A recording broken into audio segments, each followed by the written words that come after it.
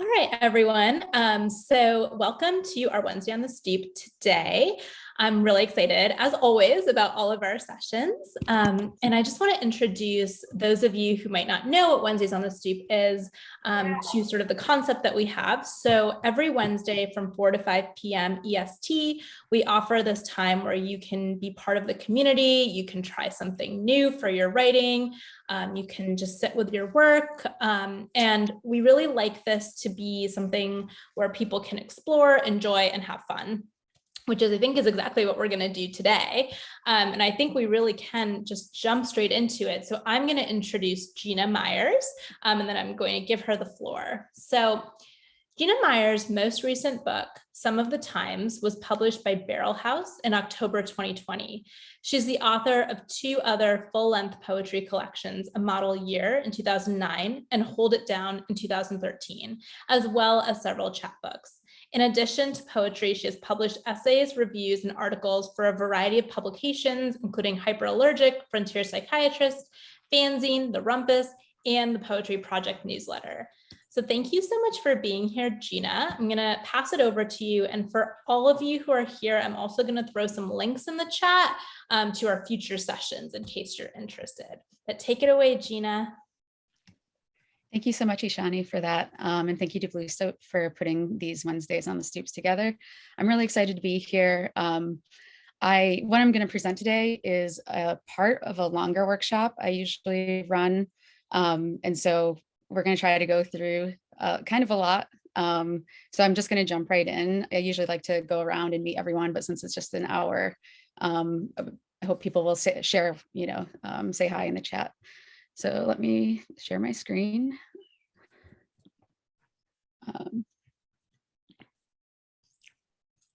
Great. So I have a picture here of Ala Abdunabi and Marc Zumoff. Marc Zumoff is a retired 76ers broadcaster who had this catchphrase, turning garbage into gold. And I just really love that phrase for a number of reasons, but felt like it fit this workshop because the fuller version of the workshop is called Overheard, the Poetry of Conversations, Everyday Life, and Garbage. And just for the sake of going on, there's not really going to be anything about basketball in this, although it can be because you're allowed to free write and can write about whatever you want. And one of the poems I'll reference, I recently rewrote relating it to basketball, but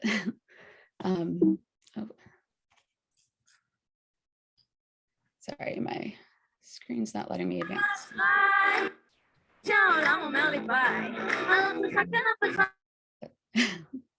was like, that wasn't me playing music. So, and I just want to open with this quote from the poet Ted Berrigan. It says, most poets are experts in paying infinite attention to their own speech. One must likewise be cognizant and heed the language which reels about everywhere else. And so the workshop today is really going to focus on this idea that the stuff of poetry is all around us at all times. And it's just paying attention, being observant to pull these things in together. I think of a lot of the things I talk about in the fuller version of the workshop as sort of anti-writer's block strategies. And so some of the things that we would do is write against, out of, or around other people's poems. We could draw from headlines or news. We can use found language, collage, lists, and then different types of lists like instructions, recipes, spells. And it's a lot about experimentation and play. And briefly, I'm going to talk about the New York School of Poets because my own education was influenced greatly by the New York School. And there's a group of writers who started writing in the 1960s. It was kind of like the first generation New York School. There's a second generation that comes later, but they were sort of known for their witty and conversational style in their writing. And they brought vernacular, so like everyday language, together with sort of classical, or I don't really like the word classical, but what frequently people describe it as bringing like high art and low art together. I think those those notions are a little problematic, but they wrote in the present. There's something that was called personism that Frank O'Hara wrote an essay titled that he explains his form as basically It's like talking on the phone to a friend. It's like calling someone up and talking to them, and that's the poem. It has been characterized as this, I do this, I do that, and we'll see some examples of that. There's also a concept of poems as news. It's something that Eileen Miles had said. They explained that reading a poem is like reading the news. It's like finding out what's going on with your friends. And the poetry throughout contains contemporary references to contemporary culture and everyday life. Now, all the examples we look at today are not going to be New York School poets, but that's just sort of the launching off point.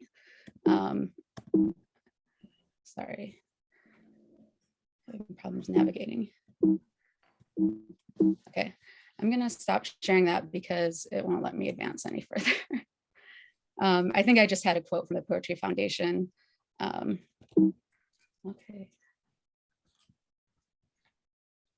Let's see. Oh dear. Alrighty. I'm working off of 2 screens and I just lost one of them. You can probably see me logging into my.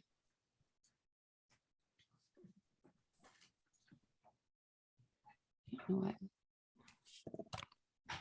I'm so sorry about this. I had everything set up and. It's all good. It happens to the best of us. I am definitely still transitioning from my work day, but I left work a little early.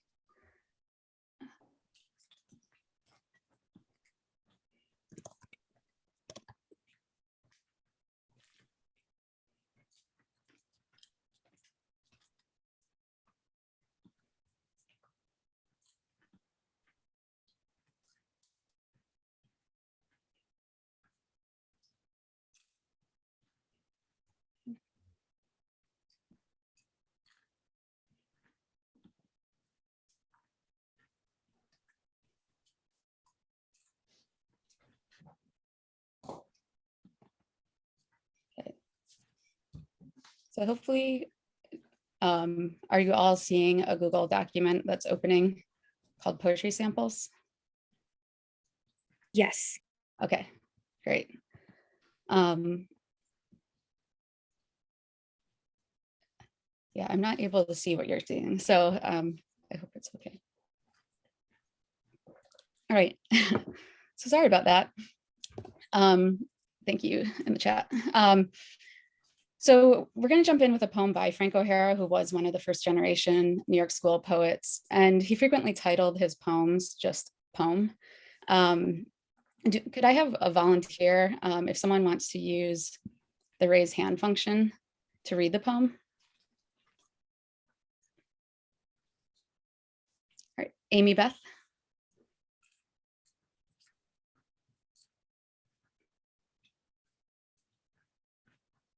Lana Turner has collapsed.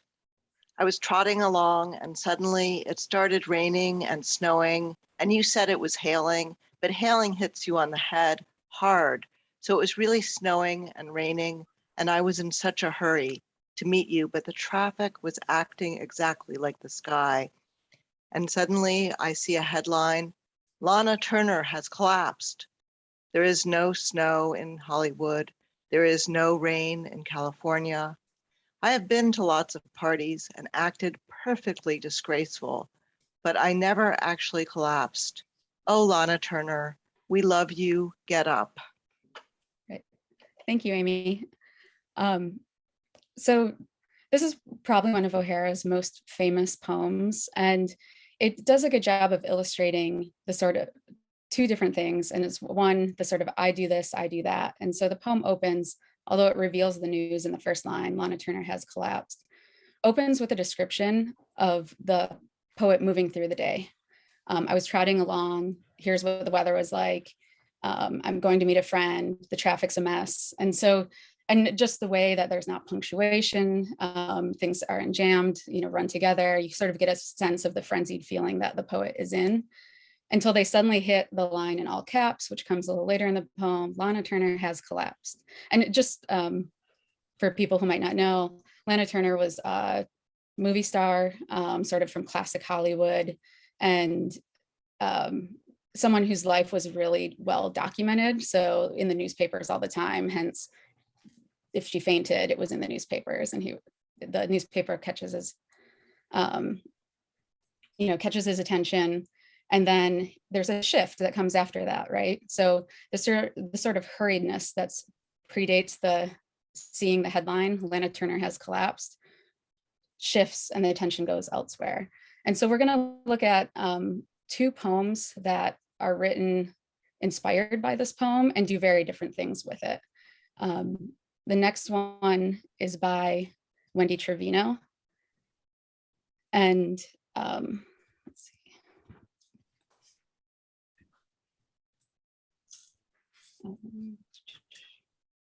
And I'll just go ahead and read this one. So poem. Santander Bank was smashed into. I was getting nowhere with the novel, and suddenly the reader became the book, and the book was burning, and you said it was reading, but reading hits you on the head. So it was really burning, and the reader was dead, and I was happy for you. And I'd been standing there a while when I got your text. Santander Bank was smashed into. There were barricades in London. There were riot girls drinking riot rosé.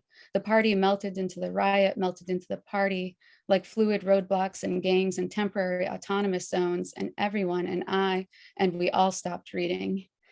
I see love for Wendy in the chat, very cool.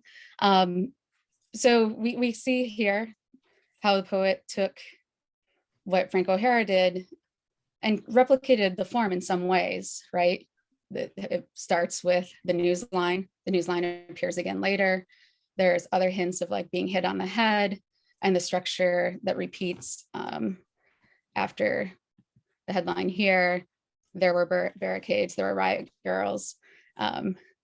And this idea of, and we all stopped reading, it kind of echoes another Frank O'Hara poem that we're not going to look at today. But the day Lady died, at the end, he says, and we all stopped breathing. And so there's kind of also a reference to O'Hara there too. The next version we're going to look at goes in a very different direction, and it's by Morgan Parker. And if someone wants to read it, it's a little bit longer than the first 2. Could you raise your hand or use the raise hand function?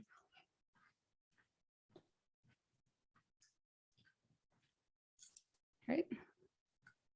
I'm sorry, I'm moving between screens. Anne. Okay. I was trotting along and suddenly the wind blew 2 empty, beautiful cans of 4 Loco past my loafers. So I took a picture with my phone and sent it to Ted as found art. He didn't respond. The evidence was nestled in a bed of leaves.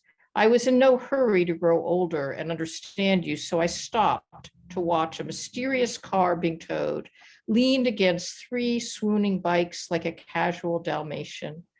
The sky was acting exactly like my mind, taking in the same quickness day by day, always about to rain over traffic cones. If my words today were not airless flags, they would be something you don't hope for, but wonder about years later, like the false sense of intimacy and falling asleep next to strangers on the L train. I'm more inclined to Timberlake than Plath, and I like to get stoned, make my stomach a living drum. I'd let down my hair if I had any, step out of the Golden Barbershop fresh as a cold pear. There is no snow in California, but my mother says there are laws, and Sean says something about how he is only a myth.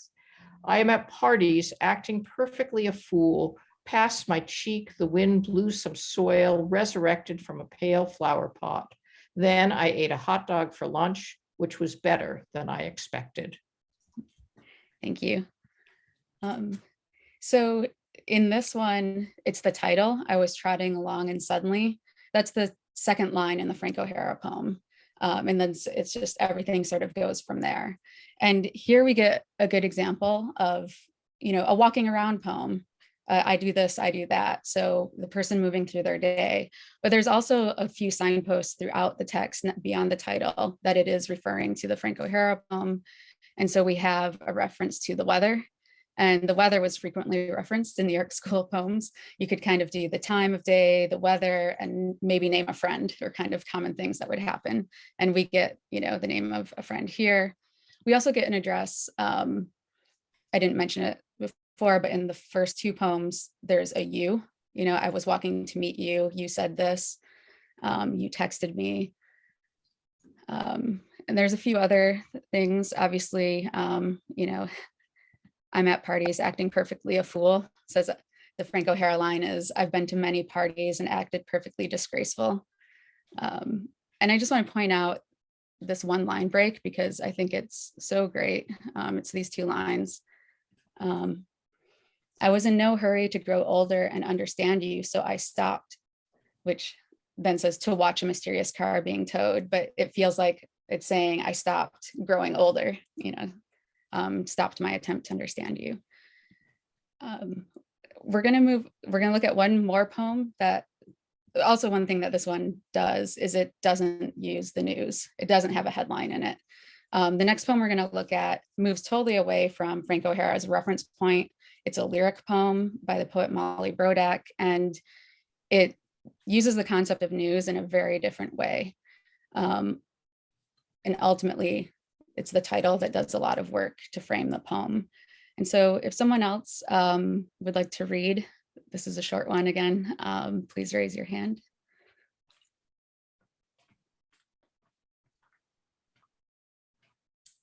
And if not, I'll just go ahead. Oh, Emma. I wanted to wait and let someone else just in case. But yeah, happy to do it. Great. In the morning, before anything bad happens, the sky is open all the way. Workers upright on the line like spokes. I know there is a river somewhere, lit, fragrant, golden mist, all that, whose irrepressible birds can't believe their luck this morning and every morning. I let them riot in my mind a few minutes more before the news comes. Great, thank you. So a thing I really love about this poem, I mentioned already, is the work that the title does. In the morning before anything bad happens. Because in the poem itself, we just get the news comes. We don't know what the news is. And with that line alone, we wouldn't know if it's good news or bad news, but the title lets us know sort of what's coming. The poem I mentioned previously, The Day Lady Died, by Frank O'Hara, also does a thing where he's going about his day, and for like 4 stanzas, he's just describing these errands he's running. And then once again, he sees a newspaper, and because the title's The Day Lady Died, it's referring to Billie Holiday. Then when he sees the news, he just says, I see her face. So he never identifies Billie Holiday in the poem, but then is transported into this brief stanza of seeing her play live and describing it. And so this poem kind of does the same thing where the title does a lot of work. And then at the end, we get this idea that something jolting is happening, something is going to change, but we don't get to experience that change. And so we're going to go into a sort of brainstorming writing session right now. And it's just going to be 5 minutes because we're going to be making a list. We're not going to be writing a full poem, but if you feel inspired right now, you certainly can. You can use these writing moments any way you want. So I want you to think about any time that, and I know this week has been a difficult week for news. And so I want to acknowledge that. And I hope people can sort of think, beyond this week, beyond the immediate, and think about different times, different moments in their lives when things have happened that you've been informed of something and it just sort of changed your day in some way. And it could be good, it could be bad. The news could be international or local. It could relate to issues at the collective level, or it could just relate to something to you individually. It could be politics, health, pop culture. It could be something that you heard via phone call, email, or text, personal conversation, or it could be something that you read. I feel like increasingly I see news on Twitter. So it could be social media, newspapers, radio. So I just want you to take 5 minutes and try to think of these items and like let you think, like try to let your mind go in a variety of places. And so we can think about the first Frank O'Hara poem, which talked about celebrity, and so there's always a lot of people are frequently affected by celebrity news. You can think about the second poem, which had to do with, recent uprisings, protests. And then, that you can also think about more personal things. So it could be good news coming to your family. It could be negative news coming to your family. And I'm just going to leave it at that and let you write, and I'll tell you when it's time to come back.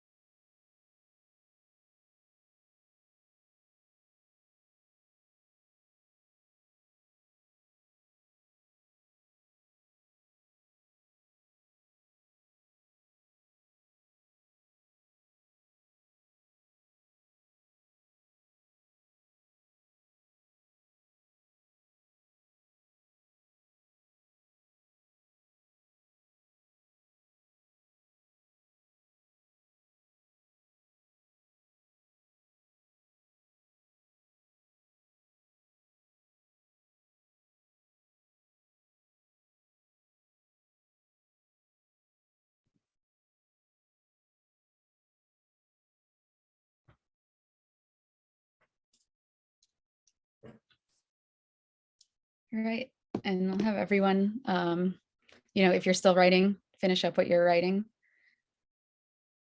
And then we'll talk about sort of a part 2 to this experiment that we won't do in this session, but I'll give you several prompts that you can use afterwards. So towards the end of this session, I'll share my link with everyone to these documents so that you have access to everything.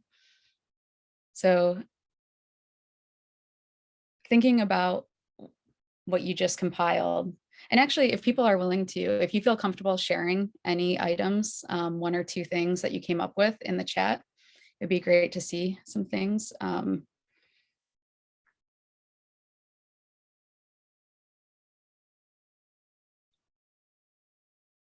See.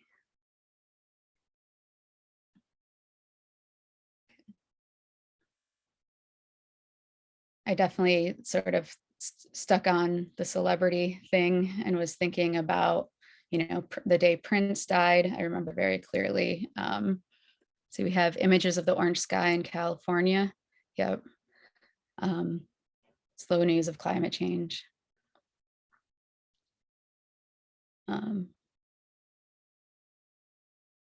Yeah. Jamie saying had to strain to remember the good things with everything that's going on. That can definitely connect with that. Great. Heath Ledger, yep. Very confusing for my teenage self, exactly. I thought of Kurt Cobain because I was in 8th grade when he died, and that was a tough time. And it was also a time before cell phones and social media. And so I remember going home from school on a Friday and turning on MTV because that's what you did at that time. And the news was there. That's what I did at that time, I should say. Great. So these prompts for later can all draw from these ideas. Or at least the first couple can use them. So one would be taking one of the items from your list and rewriting the Frank O'Hara's poem of Lana Turner Has Collapsed. And so you can sort of mimic, Mona just shared a bunch of things. Yep, Deaths of Family, Pandemic, January 6th, Election 2016, George Floyd, daughter's pregnancy, abuse, yeah, 9/11. Oh yeah, sister reaching 79. My father has outlived everyone in his family, and so I know what that means, and by quite a lot. So it was, yeah. Yeah. So you can use one of the items from your list to rewrite Frank O'Hara's poem. I am a huge sports fan, and I did recently rewrite it myself using the news of James Harden coming to the Philadelphia 76ers. You can select one item to write a poem about. And actually, like, the poems don't have to be light and conversational the way that, some of the examples I showed were. They can be lyric, they can be serious, so these prompts can go in a lot of different directions. So one of the things you can do, the number 2 suggestion, is to take one of those items in your list and to describe in the present tense what happened before you heard the news, and to really dedicate most of the poem to the before. And then the arrival of the news comes, and then have sort of a brief moment afterwards. You could also write a poem that describes the day leading up to the arrival of the news, but not describe what happens after the news arrives, similar to what happens in the Molly Brodak poem. In that case, you might want to think about the title and how the title could frame the poem so that people understand the weight of what's happening. You could also, like Morgan Parker, write a poem that is either titled or begins with the line, "I was trotting along and suddenly," and just see where the poem takes you. And then another option for sort of a walking around poem would be to wander around a physical or imagined space. By imagined space, it could be thinking about somewhere you've previously lived or a location that was special to you. It could be totally invented. I know before people were joining, Mona had mentioned working on a fantasy novel. So some people might be really good and into world building. And so you can think about what it's like to move around, an imagined space. If you're able, move about the place that you are imagining. So if I picked my current neighborhood, I could walk around the streets. I could make observations, but not take any notes, and just really try to be as present as possible. What are the things that I'm smelling or hearing or seeing, feeling? And then once you sort of take everything in, return home, and then try to write a poem using the details you recall from your journey. This can also work if you're riding public transit or if riding a bicycle. Although, you know, if you're riding a bicycle, you should really try to be safe. You have to pay more attention to traffic in that situation. An alternative is to do this exact same thing, but to take notes while you're walking around. And so you could use a physical notebook to take notes, or a phone app, whatever's most convenient for you. And so, like I said, I'll share this document so that you'll have all of these suggestions to do. I want to go on to looking at more poems. And we're sort of, these move away from, they kind of use some of the same things as far as like walking around, I do this, I do that, but it's really moving into sort of capturing a day, a single day in a poem. And so we have Birthday Poem by Hua Win. Does anyone want to read? If so, use the raised hand function. And don't be shy. Otherwise, all right, Natalie. Birthday poem. Swimming in a sea of English. Kerouac. It's my birthday and throw myself a party. Hard to be born. Live variously and have a job. Be grateful for the job. Heat in winter. 9 a.m. and 3 I love yous. Wipe poop. It's game day on TV. Sunday. Playoffs. War language and dancing butts like that one in tight playoff pants. I disappear. Drink beer. Eating is dying like a sandwich. Enjoy your sandwiches. Great, thank you. And so obviously what I love about this poem, one of the things I love about this poem is obviously the different shifts in tone that happen. There's obviously humor and sarcasm. There's musicality, I disappear, drink beer. But ultimately it really is describing a day in this person's life. I love also the sort of disjunction that happens when it's my birthday and throw myself a party. Not I am throwing myself, I threw myself. It's like, you know, just right away, I'm sort of grabbed by the language that's happening. And, you know, the ideas of what life is, hard to be born, live variously and have a job and be grateful for that job, right? And so it's almost like taking an assessment. And there are a lot of poets who do this. I know that Hua has more than one birthday poem. And so I don't know if she does write a new poem every year, but there are certainly poets who do that. Sometimes they name the poem their age. Sometimes it's just birthday poem. And obviously you could disguise it and not make it clear that it's your birthday and call it whatever you want. We're gonna look at a poem, For You, by Ted Berrigan. And would someone like to read it?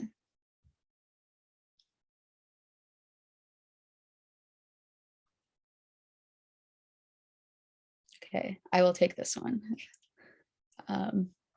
For you. New York's lovely weather hurts my forehead here where clean snow is sitting wetly round my ears as hand in glove and head to toe with Joe, I go reeling up First Avenue to Klein's. Christmas is sexy there. We feel soft sweaters and plump rumpled skirts we'd like to try. It was gloomy being broke today and baffled in love. Love, why do you always take my heart away? But then the soft snow came sweetly falling down and head in the clouds, feet soaked in mush. I rushed hatless into the white and shining air, glad to find release in heaven's care. And so this is another poem that also uses rhyme. We have the shining air and heaven's care at the end. There's a question in it, which is always kind of a fun thing to do. I took a workshop with Hua, the author of the previous poem, that was on James Schuyler's work. And this isn't by James Schuyler, but it's dedicated to him, so I'm thinking of it. But one of the things that was really fun was after we would read some of James Schuyler's work, at the end, Hua would have us free write, and you would just do things like, the instructions would be write a poem that has a question in it, or write a poem that's only questions, or change all of the verbs to a different tense, or, you know, just sort of like thinking about different ways linguistically to play with the language that isn't necessarily something that would come naturally, you know, but then just finding ways to insert these different tricks, I don't want to call them tricks, techniques into poems. But this is another one that it's capturing a single day, a single moment of, you know, being in New York City, being with a friend, you know, head to head with Joe. They go to Klein's, they look at the clothes, they can't buy any, and think about how, you know, it's gloomy to be broke, especially, you know, it's hinted that it's, you know, Christmas time. I also love the idea Christmas is sexy there. I don't really know how people think about Christmas, but sexy is not a word that I usually think of with it. Yeah, so we'll get into like talking about some of the ways that we might write around these poems in a bit. And this is a great Philadelphia poem by, I'm just looking at the comments. Great. Yeah, Anne says not quite a sonnet. So Ted Berrigan is very famous for his sonnets, and the sonnets are not traditional in the way that people tend to think of 14-line sonnets that he writes. And so there's so that probably is a sonnet of Ted's. I didn't even see if it's 14 lines, but 2, 4, I'm gonna mess it up, 1, 2, 3, 4, 6, 13 lines, right? So a little off, but his frequently, and Bernadette Mayer, who was another New York School poet, who's probably one of my favorite poets, she also would play with the sonnet form, and frequently her sonnets ranged in line numbers from 11 to 16. And she is also like a classical scholar, like has this great knowledge of classical literature, and has talked about how the sonnet as a 14-line poem is kind of a newer idea, you know, thinking of in the grand history of the oral tradition and poetry. So, all right. So this next poem is 5 South 43rd Street, 2nd floor. It is a longer one. I will go ahead and read it unless anyone is feeling, okay, yes, Mona. I'll tackle it. Great. Sometimes we would get hungry for the neighborhood, walk up the sidewalk towards Chestnut Street, speak to the Rev, holding the light-skinned baby and his son to come put a new inner tube on my bike, cross Ludlow, past the mailbox on the corner, Risque Video, Dino's Pizza, and the Emerald Laundromat, the fruit trucks tucked down to 44th Street on the left, house eyes shut with boards, fringes of children. Once we went into a store sunk into the street, owned by a Cambodian woman. She sold everything from evening gowns to soup. Over to Walnut and 45th, where the Muslim cat sells the chicken wrapped in pita, draped in cucumber sauce. The pregnant woman behind the counter writes our order out in Arabic. We grab a juice from the freezer, some chips, either bean and sweet potato pies. Back into the hot breath of West Philly, sun is setting. The sky is smeared squash, tangerines in a glaze. 3 girls and 1 boy jump double dutch. A white man hustles from the video store with black plastic bag. We look for money in the street, steal flowers from the church lawn. The shit stain from the wino is still on our step. Mr. Jim is washing a car for cash. John is cleaning his rims to Buju Banton. Noel is talking sweetly to the big blue-eyed woman. Linda on her way to the restaurant. The sister in the wheelchair buzzes by with her headphones on. One night, a man was shot and killed on this block, right outside our thick wood door, but not today.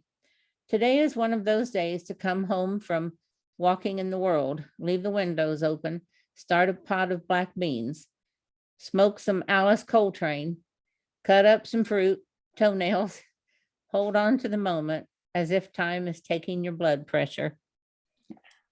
Thank you. So yeah, Yolanda Wisher, former poet laureate of Philadelphia, just incredible poet and a great poet writing about place. And with this poem, it's hard to tell, some of it seems to be, it seems to be writing, thinking back, right? Thinking back about a neighborhood, and describing, sometimes we get hungry for the neighborhood, and then going through the sort of typical things, the typical sites, things you would see. And then it does a nice measure of like sort of general description and specifics, getting into more specific moments. Yeah, it's just sort of a great version of the walking around or poem. I included a poem of my own, but I'm actually not going to talk about it. We're going to skip it to get into another writing session. And this one's going to be a little bit longer. We're going to take 10 minutes to write a poem about today. And it's a free write, so it doesn't have to be shaped into a poem. Sometimes what I do when I free write is I just write and write and write until I sort of run out of steam, and then I look back and see a line or section I liked, and then I rewrite that section and go again from there. There's a lot of different strategies to do the free write, but ideally you'll try to write for the whole 10 minutes. So I want you to think about the day before the workshop began. What did you do? Was it a usual routine, or was there anything out of the normal? Who did you interact with? Let your mind wander. What thoughts and concerns creep in as you think about your day? Did you think about anyone? Are you worried or excited about something? Do you wish you had used your time in some other way? And if you get stuck, repeat a phrase you've already written or focus on specific details. You can also consider bringing in language that you've heard elsewhere, something on the radio, maybe a piece of overheard conversation. I always write notes when I'm in work meetings, because sometimes we use weird technologies that have strange names, and sometimes people say things that I feel like I'm going to steal and use for a poem later. So just sort of let anything that comes in as you think about the day come in. And I will call us back in 10 minutes.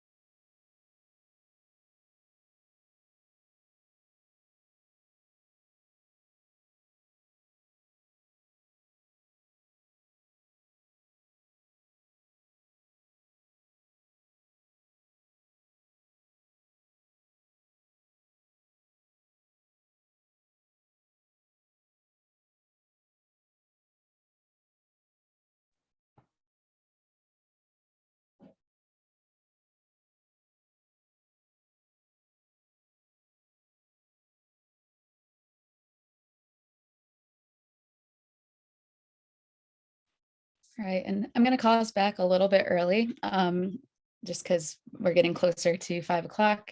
If you are obviously finish up what you're writing, if you're in the middle of a sentence or thought.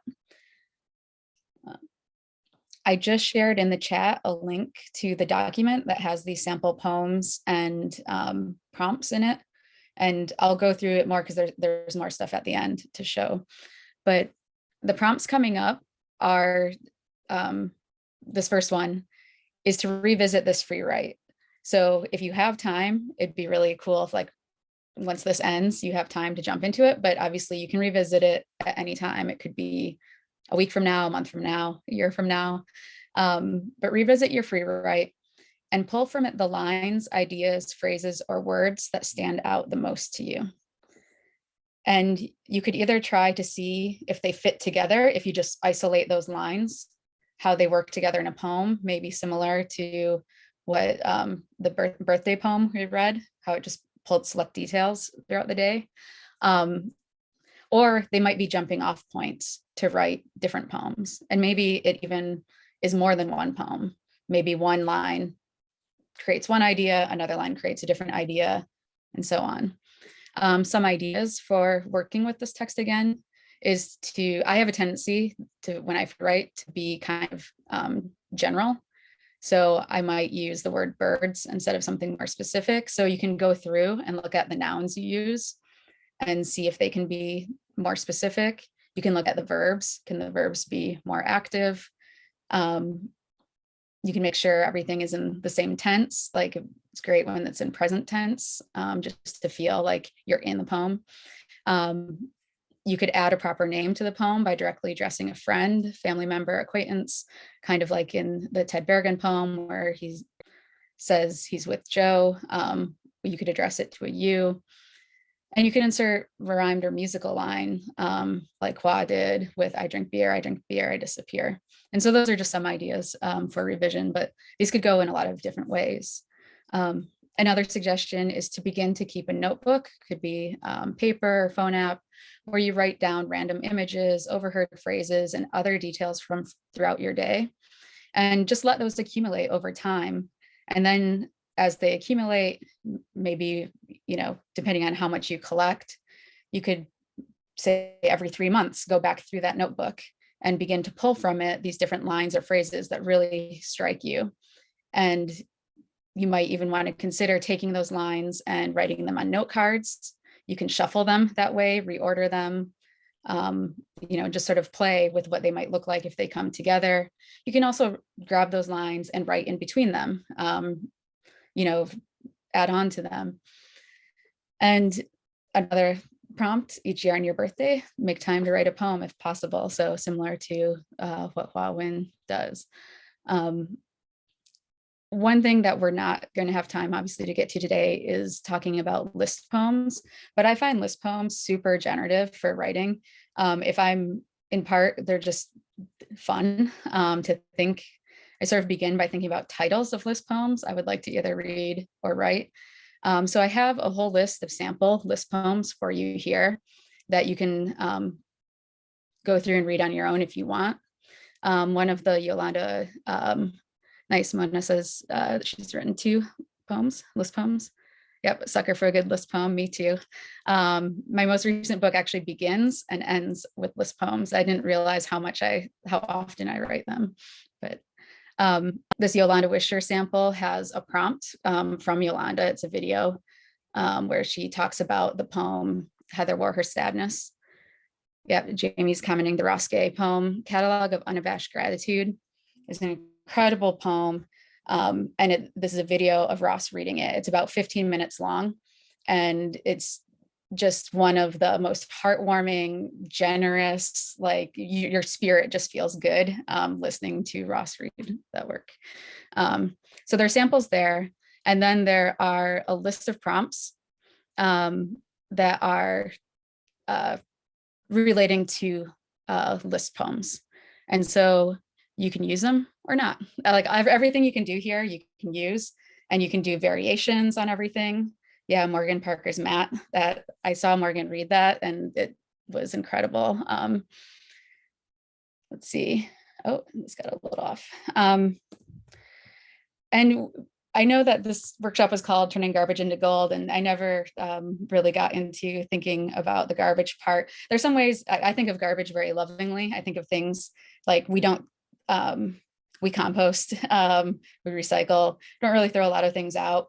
And so I sort of think of like collecting or picking up things, seeing what other people toss off or throw away might be useful to me. And so I'm thinking about that with language, and that nothing is ever really thrown away. And so like the notebook is a great place to put things. And then like I very much am into revising and collage. I free write all the time. It's rare that I sit down and write a poem from start to finish. That's just not my style. And so that's very much what this workshop is kind of getting at. It's just kind of like being a collector and bringing a lot of stuff in. And so there's a poem that's literally about a trash book that James Schuyler has. And then at the very end, there's a link to Bernadette Mayer's writing experiments, which is just like hundreds of suggested writing experiments. So always fun stuff to turn to if you ever feel like, I don't know what to write about, because we frequently hear writers say that. I will turn it back over to Shani in case there's any closing words. Thank you all. This was fun to do. I hope you enjoyed it. I'm sorry I had a technical issue early on. My only closing words are thank you so much. It was a fantastic session. I think everyone appreciated it. In the chat, you're getting tons and tons of compliments. So thank you so much for everyone for being here. And thank you, Gina. And I hope everyone has a great rest of their Wednesday. Yeah.